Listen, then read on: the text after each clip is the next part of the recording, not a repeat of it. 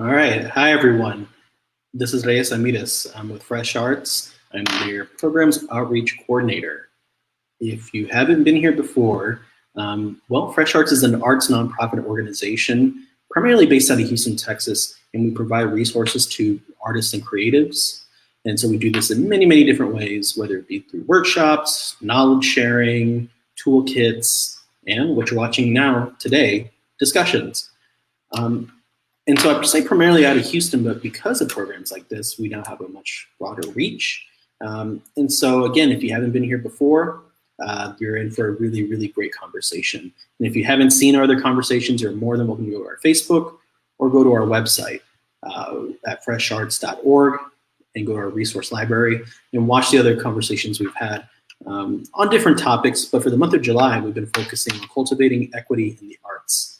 And so as Fresh Arts, we understand that equity looks different and it has many ways of being accomplished. And so the first discussion we had in this context was arts writers of color. How do we create a more profound and more robust arts writing community where writing and the art itself are in greater conversation in regards to artists of color and art writers of color? And how do we foster that as a community? The second one we had was language justice in the arts, and how do we incorporate different languages in arts programming? And so that's another way to build equity in the arts, is by including other languages, including other ways of speaking and understanding. And so today we're in it for a related context, but an important one nonetheless. So this one is promoting programming for artists facing marginalization, experiencing marginalization. And so this, again, could happen in many, many different ways. And so one way would be through racism, but another way would be access, right? And how do we give different artists of different backgrounds access to the arts, and therefore creating and cultivating equity? And so today we have really great guests who can speak to all that. You can speak to kind of different facets of what they do and how they're building these programs for artists experiencing marginalization.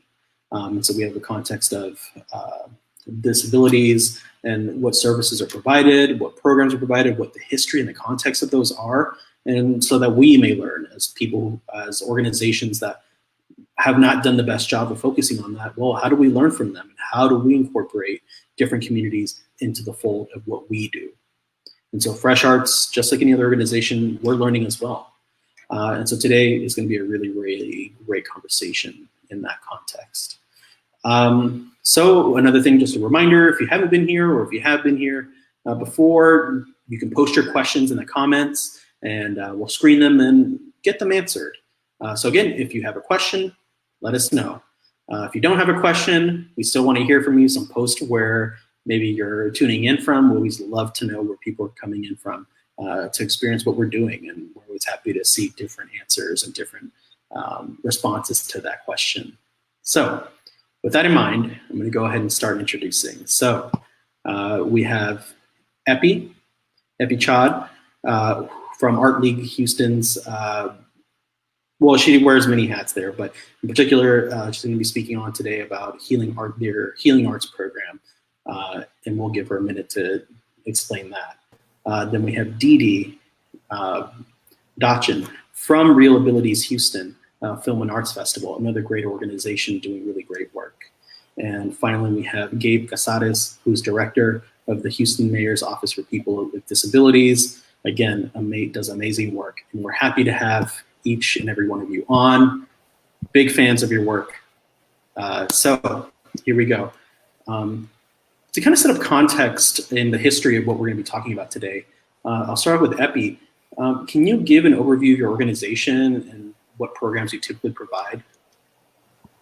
Sure. So I am here on behalf of Art League Houston, the Community Engagement Director. Art League Houston is a nonprofit community arts organization based in the heart of Montrose that encompasses space for contemporary arts exhibition, an on-campus visual arts school, and a series of community programs that take kind of a K to Gray approach to accessible arts access in the city of Houston and beyond when we can. My role in the organization is to steward community programming like Healing Art, which I'll be talking about today, our creative aging initiatives, and youth programming such as Artbound and our summer intensive program. Awesome, thank you. Can you provide a little bit more insight on the Healing Arts program, what exactly it is, and maybe some of the history or its founding? Yeah, I'd love to. So the Healing Art program was first established in 1990. We are in year 30 this year, which seems pretty amazing to me.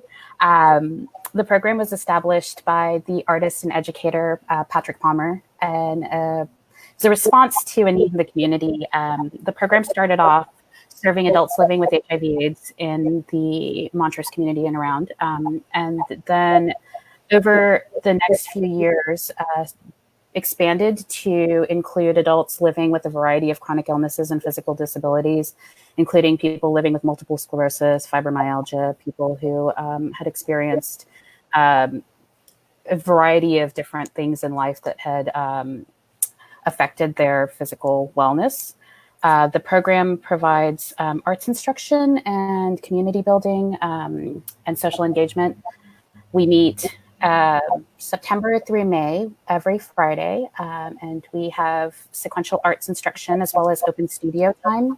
And we provide the classes as well as materials to participants at no cost. And the goal is to foster a space for creative expression. It's a great way to work through both the pain that comes with certain physical illness, as well as the way to kind of navigate the anxieties that come with living with a long-term condition. The program is as much about building community as it is about creating art. So it's kind of a nice mesh of both of those worlds. Thank you. Thank you. Dee Dee, same question. Can you give an overview of your organization? What programs do you typically provide? Absolutely, Reyes, and I want to say too, first of all, thank you and thank Fresh Arts for having Real Abilities on today. I'm actually a volunteer. I chaired the festival this past February and it wrapped up, thank goodness, right before COVID hit. But Real Abilities Houston is a largely free, citywide, 10-plus day festival, film and arts festival, that celebrates the stories, lives, talents of people with disabilities. It's produced by the JFS Alexander Institute for Inclusion in collaboration with the Mayor's Office for People with Disabilities. You'll hear a lot from Gabe. And we like to say that the mission of the festival, which by the way is at its core a film festival, but I have to say it's important to know that in Houston, we are one of about 14, 17 festivals around the country. We're known as the biggest and best, of course, for Houston, because we've blown it up past being just a film festival. We have a concert, we have arts, events, including our own celebration company. We have speakers events. And this past year, we had an event with the Greater Houston Partnership because this year, Gabe will talk about that a lot too, marks the 30th anniversary of the signing of the ADA, which the actual date of the signing is 10 days from right now. It's July 26th. We like to say that the mission of the festival embraces 5 E's. We, of course, want to entertain, we want to educate, enlighten, erase stigma, and pave pathways to meaningful employment. So this next February will be our 9th annual Real Abilities Houston Film and Arts Festival. It will be chaired next year by Benji Hirshhorn and co-chaired by co-chairs Eve Lathan and Marcy Margolis. Awesome, thank you so much. And finally, Gabe, same question. Can you provide an overview of your organization, or should I say department, and what programs you typically provide?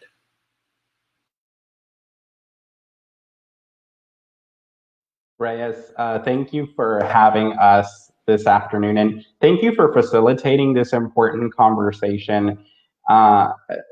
Accessibility and equity in the arts is something that is not talked about enough. So I'm really excited to be here and to be on this panel with these awesome folks. But the Mayor's Office for People with Disabilities is a connector. We bring elements that within the city of Houston so that we can build equity, access, and inclusion for people with disabilities. Our primary responsibility is to serve as the primary advocate for the needs and rights of Houstonians with disabilities.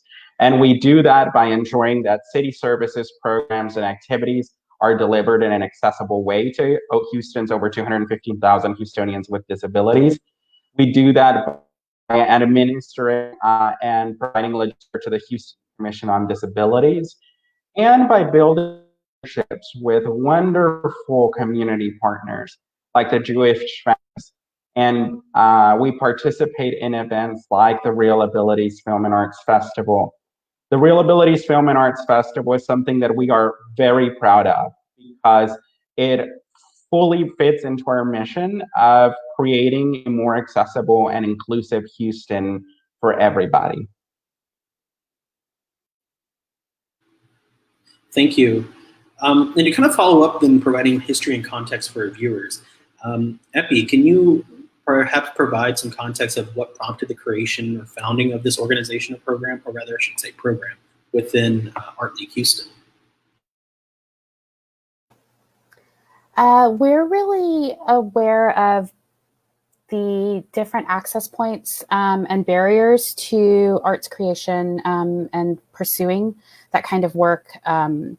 So this definitely was a response to a need in the community.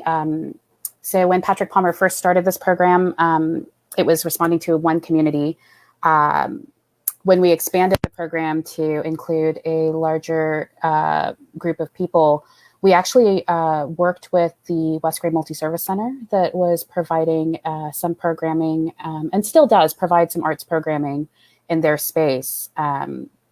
So as the program grew, we just became more and more aware of the need in the community for this kind of interaction and this space and time to really kind of dig into your own creative spaces. Each participant comes to us with a different story, a different background, different history with the arts. Some people have come to us in the program with absolutely no arts experience. I think that everyone has a creative spirit and everyone's an artist in one way or another. Some people will come to us with years of painting experience, but they're interested in working in clays. But the thing that binds everyone together is an interest in healing through that creative journey, kind of funneling those energies into creative output and making something positive out of what can otherwise be, difficult life situations. And we are constantly listening to the community at large and then the healing art community to decide which direction to go next and what we should do to respond to the community and what the program should become. Thank you. Didi, same question. What prompted, in the context of like the history of Real Abilities, what prompted the creation or founding of this organization? Well, Real Abilities, again, is produced by the JFS Alexander Institute for Inclusion. JFS stands for Jewish Family Services. That agency in Houston has been around more than 100 years, and there are JFSs all around the country. The JFS in New York was the first market, the first city to produce a Real Abilities Festival, and so our beginnings came from them. Our wonderful people here said we should do that in Houston, and so 8 years ago, it started as a small festival, and again, this past year, February, was the biggest we've ever had. And later we can talk about what's going to happen next February. But our goal is to make an impact that lasts far beyond the 10 days, and we pledge to do that again next year. But our start did come from New York. And it really does support a lot of the overall mission of JFS, which provides a myriad of social services to people in Houston. Thank you. And finally, Gabe, again, same question to kind of set some history and context for our viewers. What prompted the creation, founding of your office?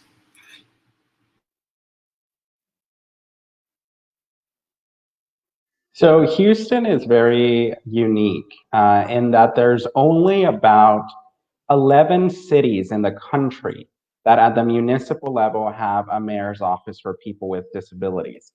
And in that already very small group, there is even fewer who the of their office is an appointee.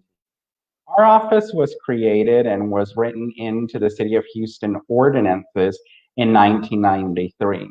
But under Mayor Sylvester Turner's leadership, transformed into building capacity so we can expand our reach.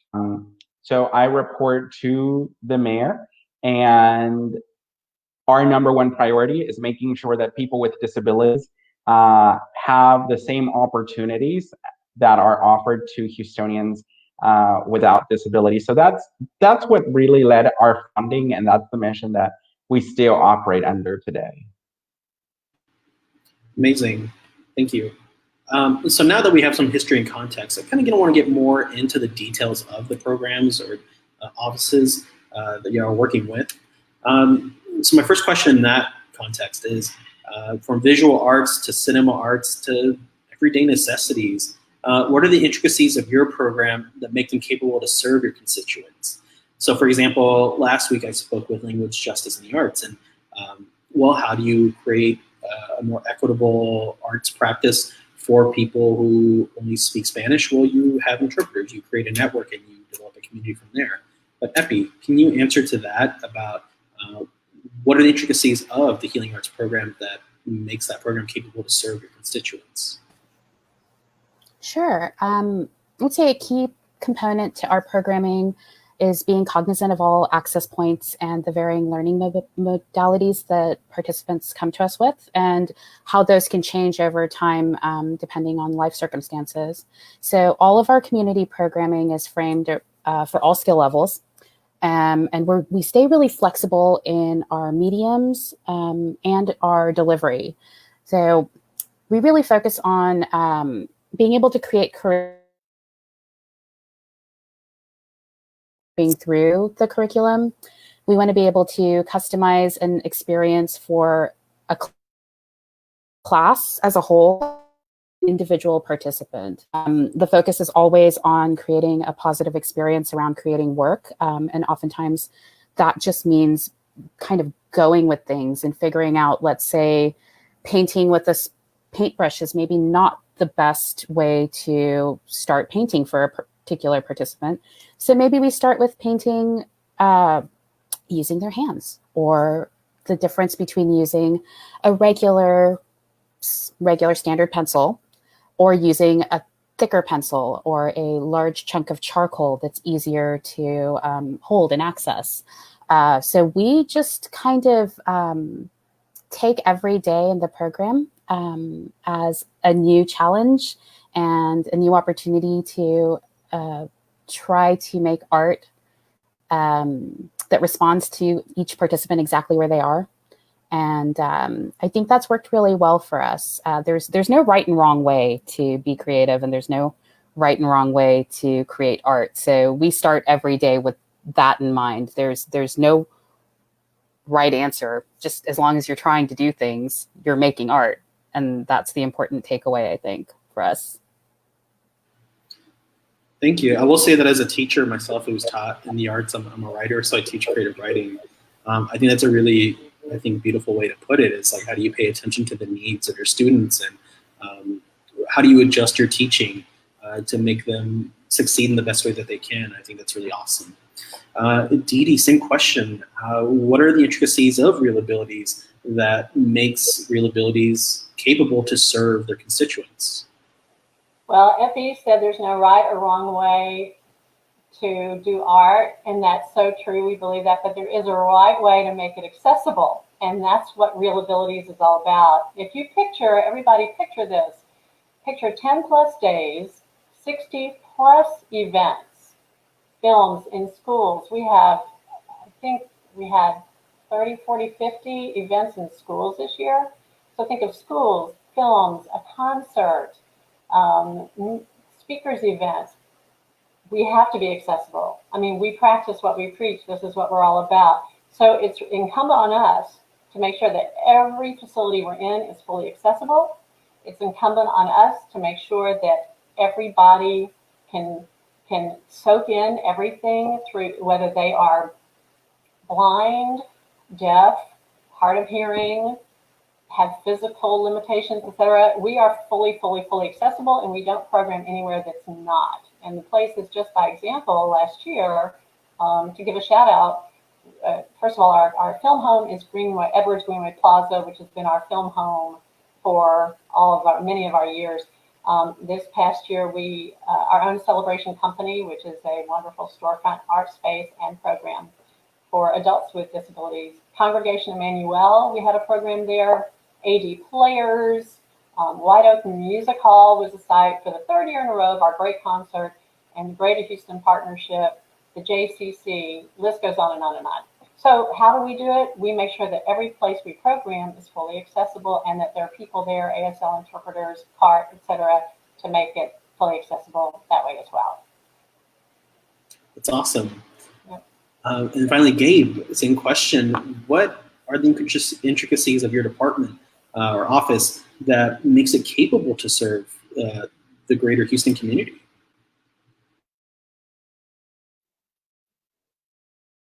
So that's the beautiful thing about partnering with JFS on the Real Abilities Film and Arts Festival, is that for many arts events, any event in general, when a person with a disability shows up and says, hey, I need ASL interpreting, or I need audio description, or I need a wheelchair accessible seating, those needs tend to be referred to as special. And they're not special. There are needs. You know, we all need to hear, sit, communicate. Some of us do it differently than others. And the beautiful thing that Real Abilities does, I think in a very powerful way, is that it normalizes those experiences, so that for 10 plus days to these produced arts events, where there are ASL interpreters, where there is audio description, where accessible seating and accessible paths have been taken into account, and it's not special in any way. It's all woven and integrated into the practice of the program.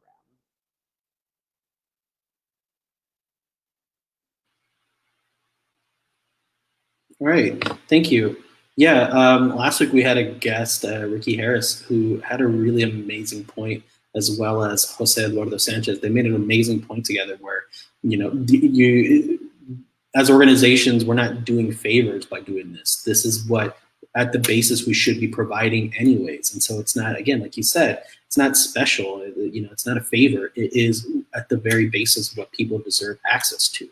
And so I think, yeah, I think you're all doing really great things, and considering and thinking about those different dynamics of how to create that equitable and accessible programming. And so I think that's absolutely, I agree with that. Like, how do we do that? How do we normalize providing these services? And so thank you for speaking to that, Gabe. So my next question then is, like, I imagine the communities you all serve are diverse in their needs. What has been a really successful effort in your organization or program that has made an impact in your practice? So would it be like in the outreach, partnering with other orgs, organizations, community gatherings, town hall surveys? How do you hone in and know what your constituents need? Epi, please. We, all of the above, I think, is a good answer. We do engage in community conversations, and we have really great partnerships with other organizations, and I think glean a lot from that shared collective knowledge. One example, the Houston Museum Educators Roundtable is a great source of information for us, staying as far forward as we can with accessibility within our own space. You know, we're a medium-sized, smallish nonprofit, and it's great to hear from organizations that are smaller than us, but then some of the really large organizations in town, and getting resources from them because budgets are different. So sometimes a larger organization can access professionals and resources that we might not be able to access, but then that particular group brings all of that knowledge together so that we can share among colleagues. We do a lot of surveys. We do surveys with our constituency as a whole. And then we do surveys programmatically as well. So with the Healing Art program, we do a survey at the end of each year and just try and touch base and see what we could do better. And sometimes we get responses that we can't address immediately. And sometimes they're really simple things that come up. And we don't know what we don't know. We're doing our best to shift and learn. And sometimes it can be as simple as someone asking for something like us addressing having a toilet that had a better height. Something that didn't quite click for us until someone specifically said, wish the toilet was a better height. And we thought, oh yeah, we can do that. Great. So checking in with participants. We also have lots of one-on-one conversations with participants. And then a really key growing point for us is also working with our teaching artists and hearing their voices and listening to the reactions that they're getting in the classroom space. I mean, our teaching artists are the heart and soul of the program. They keep in touch with participants. It becomes this whole family unit. So the teaching artists have so much to share with us that we just check in with them as much as we possibly can and let them help guide the growth of the program as well. Thank you. Dee Dee, same question. Again, I'm at Real-Abilities. I mean, as you said, like a huge festival. What has been successful in the efforts of Real-Abilities that has made an impact in the practice and the programs, whether it be through the outreach, partnering with other organizations, community gatherings, town halls, surveys, etc.? Yeah. Well, from the get-go, Reyes, we have always worked with many partners in the community, most notably the Mayor's Office for People with Disabilities. We have more than 50 collaborating partners. These are largely nonprofits that are in the disability services or disability space. We have consistent caring support from our founding partner tier, Memorial Hermann, our own JFS Alexander Institute for Inclusion, our own Disability Services Department, JFS. And we do have surveys at every event. We take them to heart. We also have something called the Real, everything is REEL because it's branded as a film festival. But we have a Real Feelings wall outside our films where people can write down what they learned, how they were enlightened, what moved them, what touched them, how are they changed. So we really have a good pulse on I think, through our partnerships and surveys. And this is both from people with and without disabilities. There's so much to learn, and there's a great saying, it's nothing about us without us. And there's I'm reading a book, written essays by people with disabilities that appeared in the New York Times. And, we can't make any decisions without the people for whom and about whom this festival is shaped. So to say that we rely on our partnerships and surveys and feedback is a given, and it's really why I think the festival is so successful year after year. Thank you, Dee Dee. And Gabe, same question. I mean, serving Houston is such an awesome, grand responsibility, and I think kind of again speaks to the amazingness of this department office. What has been a successful effort in your office that has made an impact in your practice, whether it be through its outreach, partnering with other organizations, as you've mentioned, community gatherings, town halls, surveys, what have you?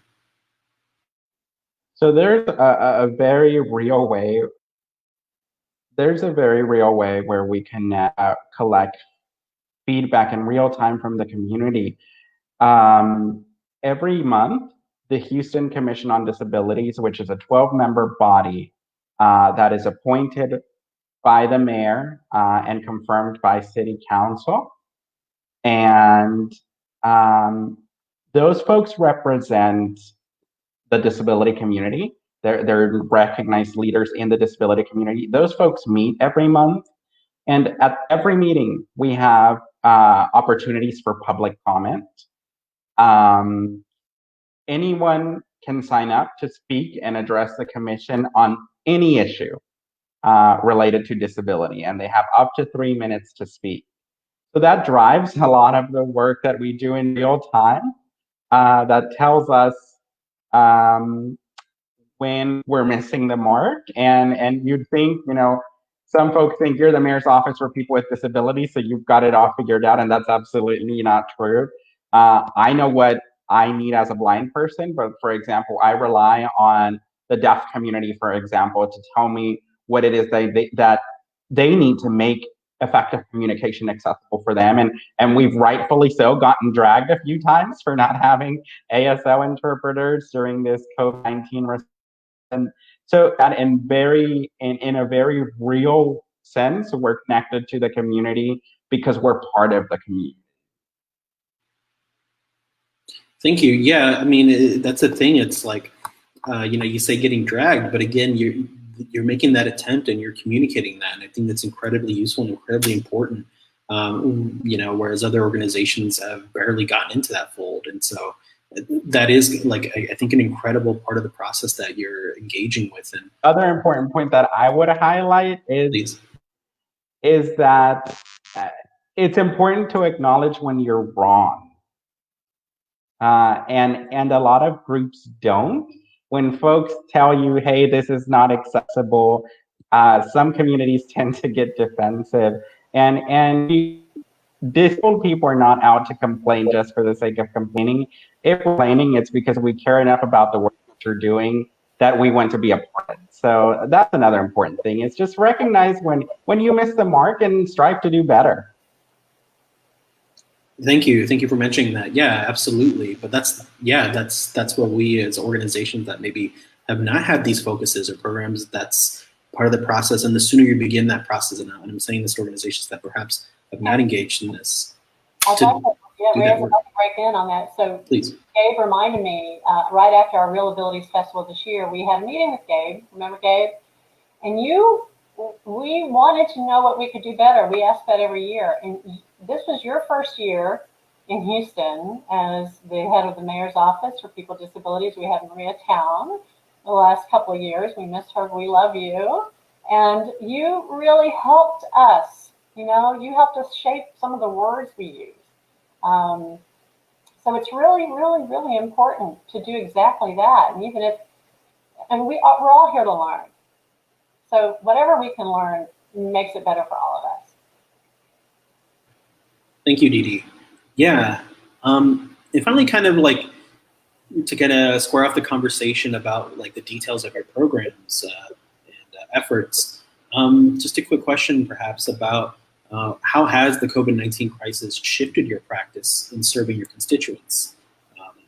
Because it affects everyone, but I'm sure in your particular programs, there's certain considerations to be taken. So Effie, can you start off by answering that?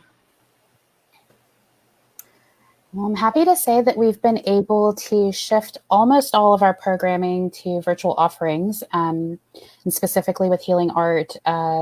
We started meeting virtually through Zoom about midway through the spring semester, and it was great. We're kind of still figuring out what that means as far as studio time. We have some of our participants that already had a working space or a studio space within their homes that they were able to engage in classes from those spaces. We had some participants that were figuring it out week to week. Actually, I had one participant who's an amazing artist that was painting in his bathroom. He has a lovely bathroom, but had turned it into a studio space, which was kind of a really heartwarming thing for me to see, that the practice of painting had so much importance in his life that he shifted this whole space in his home. We actually missed our scheduled date for our Marty Exhibition, which is a exhibition of healing artwork or healing art participants' artwork. And it's like a big blowout event. It usually takes place in our main gallery, and is up for a week, and we have a huge opening and a party, and it's open to the public, and everyone's friends and family come out, and we usually have entertainment. Well, that didn't happen in May like it usually does. So we are currently about midway through our virtual Marty. This is our first virtual Marty ever, and it seems kind of appropriate that the 30th year of the program would mark a new version of access to the program itself. We actually, our big event is next Saturday on the 25th, and we'll be closing out the exhibition and really highlighting some of the participants' work during that event. We've seen good things and bad things come from going virtual with the program. There are a couple of participants in the program that have not been able to attend classes for quite a while due to a series of medical issues that have come up. One of those participants I've never met. I've been with Art League since 2018, and I just had never seen her face, heard her voice. We send her cards on a regular basis, for holidays, birthdays. I met her on a Zoom call, and it was awesome. And it's been a really positive development for us as we transition the program. If and when we're able to go back in person, we'll continue to just host Zoom calls so that someone who may be not able to come to class that week because they have a doctor's appointment or any number of other things can just Zoom in, either using video or using phone. The drawback of going virtual, we're still navigating that space. There's just so many different levels of access to technology, whether it be not having physical access to the technology needed or just not having the comfort level with current technology. So we are really kind of digging in on how we can create other access points or how we can build training programs, whether that be like group sessions where we all get together and talk about all the nuances of using Zoom, or whether it's like one-on-one phone calls, walking through the process. But I think both Gabe and Dee Dee mentioned this earlier. We're all still learning, and it's just kind of this shifting balance. So we're just asking the participants right now, like, what can we do to make things easier or better? How can we provide classes or support in different ways? Thank you. Dee Dee, same question. How has the COVID-19 crisis affected or shifted the practices of Real Abilities? Well, for anyone who's ever been to a Real Abilities event, you know that a big part of the delight of it and the experience is sharing space with other people. Well, clearly that's probably not going to happen. So it hasn't been announced, but we're really talking about making the whole thing virtual. And we're digging in, and as Effie used that word too, we're digging in to see what that means. Clearly there's some things that lend themselves a little better than others, but how can we still make it achieve our goal, which is to make an impact that lasts far longer than our 10+ days? I think a silver lining is that we can engage a lot more people. People from outside Houston, outside Texas, anywhere in the world can be part of Real Abilities 2021. And so we're very excited about that silver lining, and stay tuned. Thank you, Dee Dee. Yeah. I mean, we're all making that adjustment, but again, like I imagine something like the magnitude of Real Abilities, I'm excited. I'm excited to see that development. So are we. And Gabe, same question for your office. How has the COVID-19 crisis shifted the practice of your office in serving your constituents?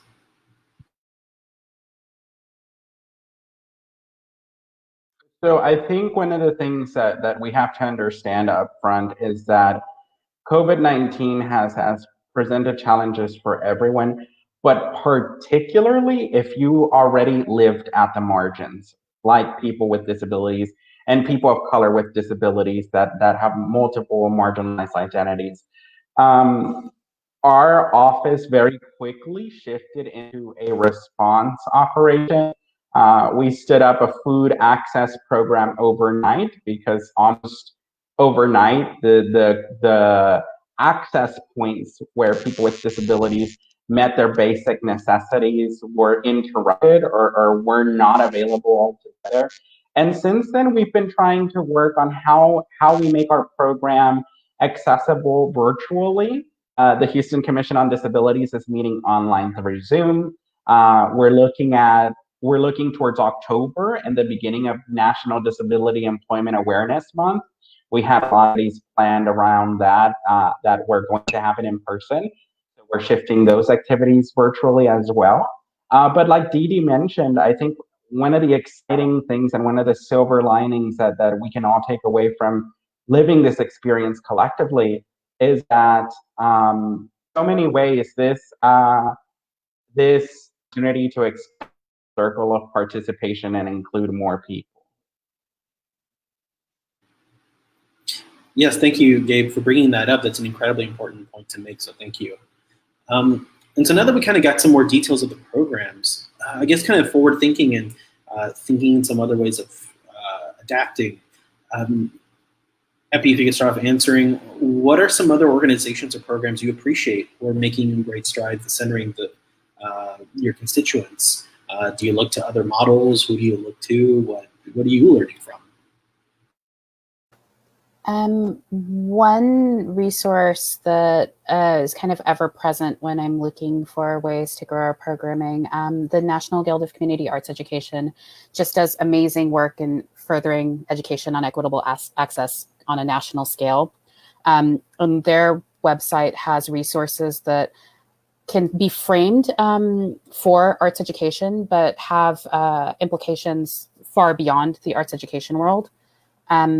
Another organization who does amazing work, Common Field, I think addresses accessibility for large gatherings in a way that I find pretty sensitive. And last year for the 2019 convening, Common Field commissioned a pamphlet, booklet on accessibility and how to address working on accessibility in art spaces that I found to be, I mean, it's like a primer. I keep it by my desk and I look at it constantly to make sure that we're doing everything we can, and that if we're not doing everything, that if we can't do something, that we're as clear and as transparent about our ability to and capacity to create access. That's something that I took away from that pamphlet that has served us, I think, very well. Awesome, thank you. Dee Dee, same question. What are some organizations, programs, and resources that you or Real Abilities appreciate who are making great strides or informing what Real Abilities does? What are you learning from? All right. Well, first of all, of course, Real Abilities New York and all of our Real Abilities Festival partners around the country, we share ideas. I know the next year's chairs, Benji Hirshhorn, and our staff are on calls with him, I think monthly, if not weekly. But nationally, there's an organization called Respectability that is a hugely valuable source of information. Our own CEO of JFS Houston, Linda Berger, is on their board. And I have to do a little plug. Linda was one of the most named by Houston Business Journal recently as one of the most admired CEOs. So we're very proud of that. She's an amazing CEO. And she brings to us a lot of information from her respectability meetings, webinars, etc. I also want to give a local shout out besides the Mayor's Office for People with Disabilities, which is our go-to. There's a gentleman, I hope he's listening to this today, Michael McCullough, who is founder of an organization called iBug, which it's the blind users group that provides accessible technology training for the blind community so they can live more independent, productive lives through equitable communication and social integration.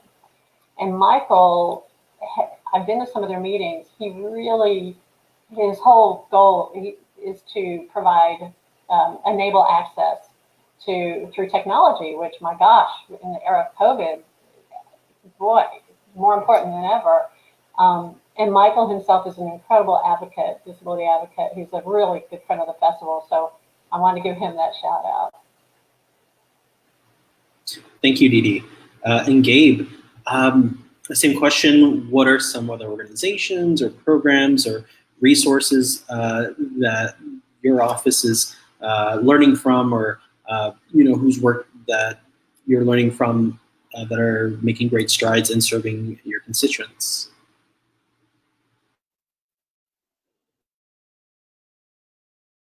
So nationally, I'd have to recognize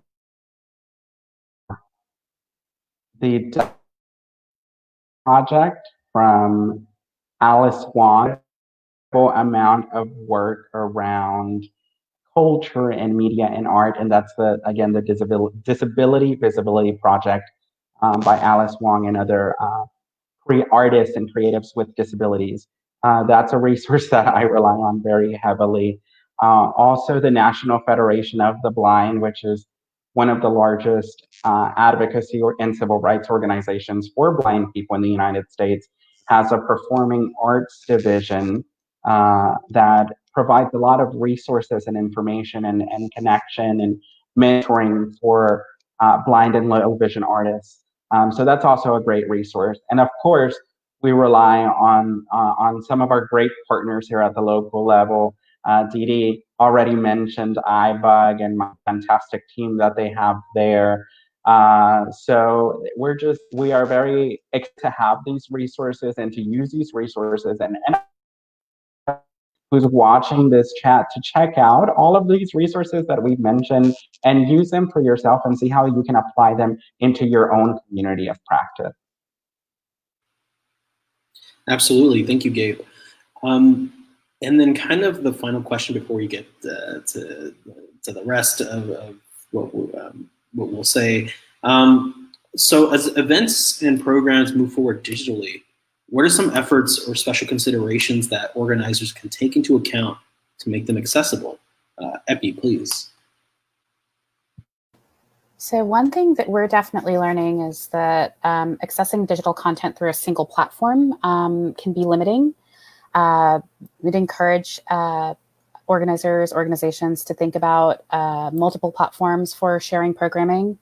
I also think it's important to keep in mind that non-digital options may just work better for some people. So if that means printing out program materials and mailing them to someone, it's really fairly simple to do. And we just have to be cognizant that not everyone is comfortable in that digital realm.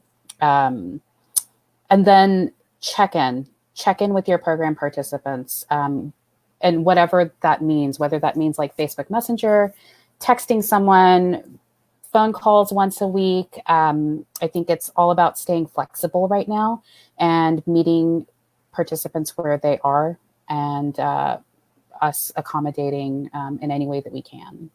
And we don't really have all the answers right now. And I feel like that's okay. We're all learning together. As long as we continue to ask questions and respond to the needs of participants, we'll get there.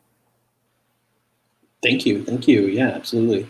Dee Dee, same question. As events and programs move forward digitally, what are some efforts and or special considerations that organizers can take into account to make them accessible? Yeah, the number one thing is to think ahead. Really think through every single day. In our case, we have so many events. Even if you just have one event, really think through what it means to a person to make it equitable for people. Respectability, the organization I mentioned before, the national one, just I think this week had a webinar that had a list of ways to make things accessible. And I'll take just a minute to shout out or to point some of them out. Again, in the planning stages, walk through everything and bring in people who have who are hearing impaired or deaf or visually impaired. Let them help you plan. Plan to caption everything. If it's online, they're all going to be online. Make sure images and logos have alt text. That's an image description. There is audio, audio description options you can get for people who are blind. Something I learned too on for PowerPoints, distribute them in advance because they're sources for how to make a PowerPoint accessible. think about, for people who don't have access to video conferencing, always provide an option to dial in by phone. Know that Eventbrite doesn't work. For people who are blind, there are other options. Ask on your sign-up form if people have any accommodations requests. So there's a list, and I really encourage anyone, you can contact JFS. Dave can know how to, Reyes can find me, Dave knows how to find me. We'll be happy to share that list of things to think about if you're planning an event. Awesome, thank you. And Gabe, as events programs move forward digitally, what are some efforts and considerations that organizers can take into account to make them accessible?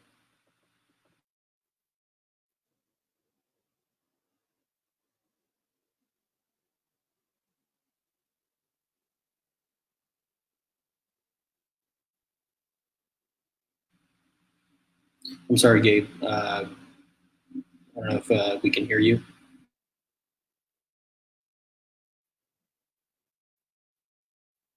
Okay, I can hear you now. Can you repeat the question? I'm sorry. No, of course, of course. As events and programs move forward digitally, what are some efforts and considerations that organizers can take into account to make them accessible?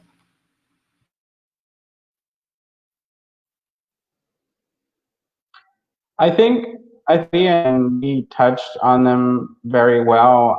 The only thing that I will add to what has already been said is involve the people who you are trying to serve. Make sure that people with disabilities or whoever you're trying to provide access to is driving that input, because that is so important. I can't tell you how many decisions have been made for me, about me, without trying to talk to me. And at the end of the day, the result was not what we're trying to achieve. So just making sure that those folks who you're trying to include are part of the decision-making process is crucial. Of course, absolutely. Yes, thank you. Thank you for saying that. All right, so that kind of rounds out the kind of questions I have. Now I'm going to kind of cede some time to our guests to do any final shout outs, show anything that they think is pertinent, or any efforts that they want to impart. So we'll start with Epi, whatever you want to share, please. Yeah, I would love to take a moment. Current exhibition. I can share my screen.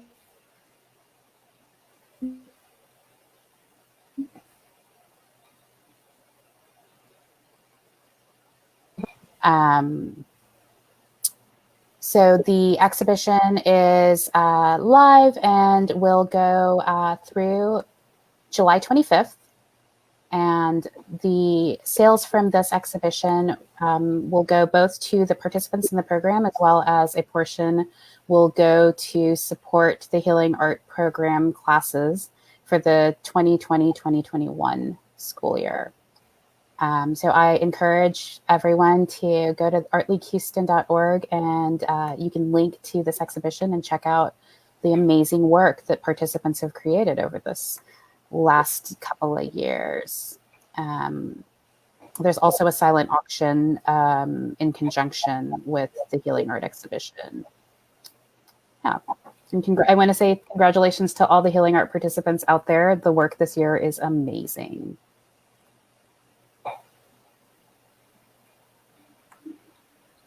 All right, thank you, Epi. Yeah, that looks gorgeous. That looks amazing. Thank you for sharing that. All right, Didi, any final shout outs, things you want to show, point out, please? Well, that was beautiful art, Epi, and I'm also going to share some art here from JFS Celebration Company. This is a beautiful photo by Neville Carpus. Celebration Company, again, is a storefront and a program that right now, of course, is the storefront's closed. But if you can go online, jfshouston.org, jfshouston.org, look for Celebration Company, and you can go shopping online. These are my favorite yoga pants. This art was made by an artist of Celebration Company and turned into attire. We have bags, we have all kinds of things. jfshouston.org. Go shopping and enjoy the art by our Celebration Company artists. Thank you so much, Dee Dee. And then finally, Gabe, any final shout outs, mentions, statements, anything, please.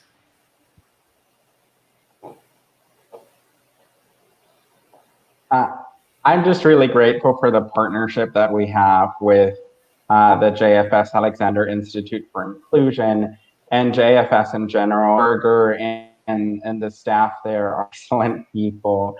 If you haven't gotten to know them, I highly encourage you to do so. Dee Dee is a wonderful partner, and she makes me very good about the work that we do. Thank you, Dee Dee, for the work that you do. And I want to shout out of Houston that committed to inclusion. And as an example of that, on Sunday, July 26th, the 30th anniversary of the signing of the Americans with Disabilities Act, which really is the seminal civil rights law for people with disabilities, we are going to be celebrating by having a virtual ADA celebration, and that is going to have a number of artists with disabilities performing disability-themed music, poetry, the mayor some remarks, and it's going to be a great celebration reflecting on the last 30 years of the Americans with Disabilities Act as we pave the road for the next 30 years. So I'm very excited about that. You can find all of that information on our website, houstontx.gov/disability. Amazing. Again, I just want to reiterate my gratefulness for all the work that you're all doing.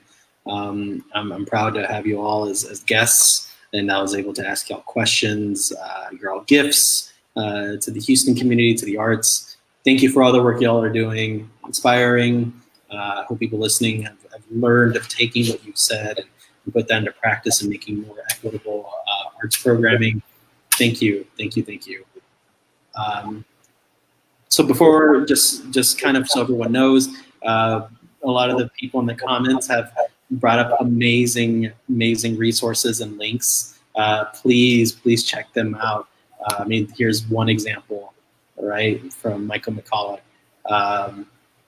of an example of, again, things to check out. I mean, just thank you for everyone in the comments being so generous as to share these links and these resources. Thank you all so much. It's another example of what to bring up. All right, again, like I said, they're in the comments. Check those out. Thank you all again. Hope to speak to you all again soon, and I'll be absolutely sure to check out all those events. Please feel free to share with us. We'll be definitely sharing those things through our channels and through our media. So again, thank you, everyone. Stay safe, stay well. Thank you. Thanks for having us. Of course.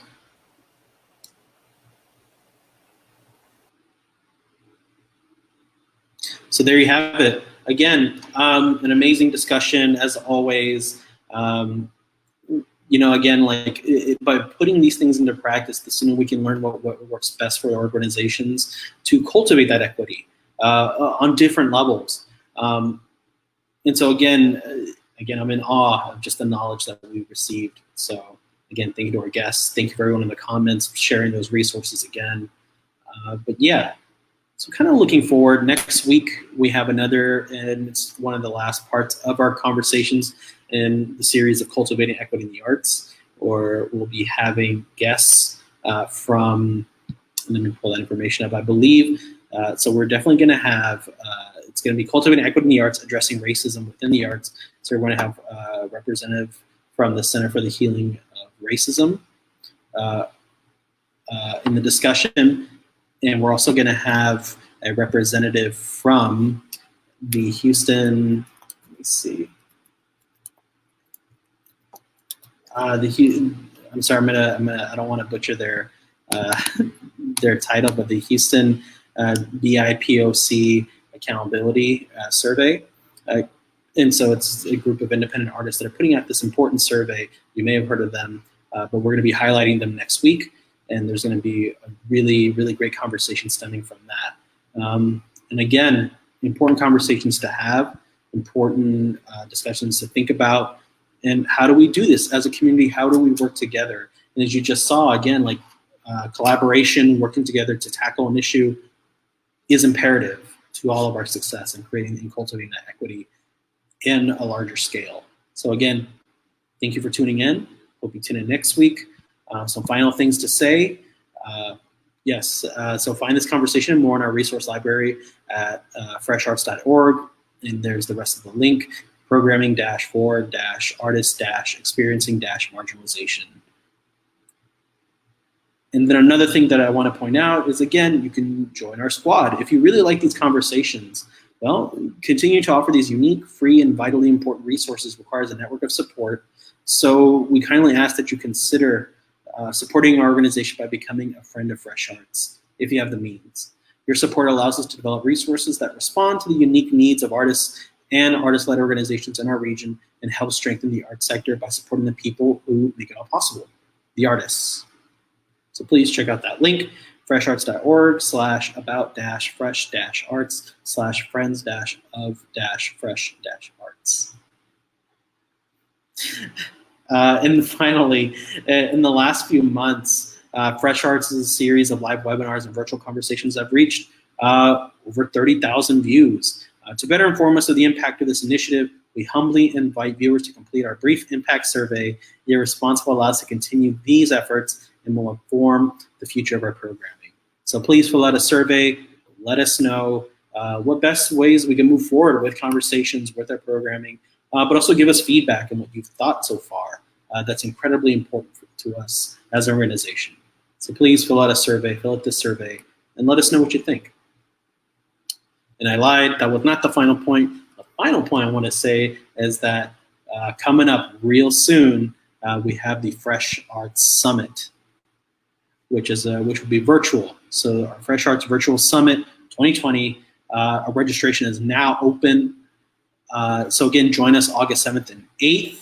Register. We have different, in a way of understanding and addressing the current crisis. So we've made the summit virtual, but also we're offering different fees and registration fees for people based on their budget. We understand that people deserve access to this information. And if, again, we have different scale, we have a scale of paying, which will be highlighted in the registration process, but please register, check it out, attend. We're building something really, really great for creatives and artists in Houston and beyond. So you just don't have to be in Houston to register for this. You can always go to fresharts.org to find out more about our summit. So there you have it. I'll see you next. So this coming Tuesday will be the resource roundup with me, Reyes.